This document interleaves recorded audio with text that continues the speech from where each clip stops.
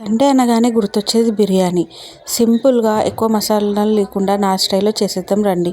ముందుగా చికెన్ని మంచిగా వాష్ చేసుకొని అందులో మీకు స్పైస్కి తగ్గట్టు కారం, సాల్ట్, పసుపు, ఫ్రెష్గా నూరిన అల్లం వెల్లుల్లి పేస్ట్, మంచిగా బీట్ చేసుకున్న పెరుగు వేసుకోవాలి.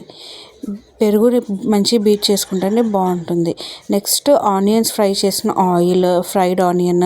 ఇక్కడ సీక్రెట్ మసాలా ఏంటి అంటే అందరు హోల్ గరం మసాలా వేస్తారు, బట్ నేను దాన్ని దంచి వేసుకున్నాను. అండ్ నెక్స్ట్ ఇప్పుడు వచ్చేసి ధనియాల పొడి. పెరుగు పుల్లగా ఉంటే హాఫ్ లెమన్ వేసుకోవాలి. కొత్తిమీర పుదీనా వేసి మంచిగా మిక్స్ చేసి పక్కన పెట్టాలి. నెక్స్ట్ ఇప్పుడు బియ్యం తీసుకొని అందులో వాటర్ వేసి oil and whole garam masala, biryani ఆకు, పచ్చిమిరపకాయలు వేసుకొని ఈ క్లిప్లో చూస్తున్నట్టు అయిన తర్వాత ఒక పెద్ద గిన్నె తీసుకొని కొంచెం ఆయిల్ వేసి మ్యారినేట్ చేసి పెట్టుకున్న చికెన్ వేసుకొని అందులో రైస్ వేసి పైనుండి ఫ్రైడ్ ఆనియన్స్ వేసుకోవాలి.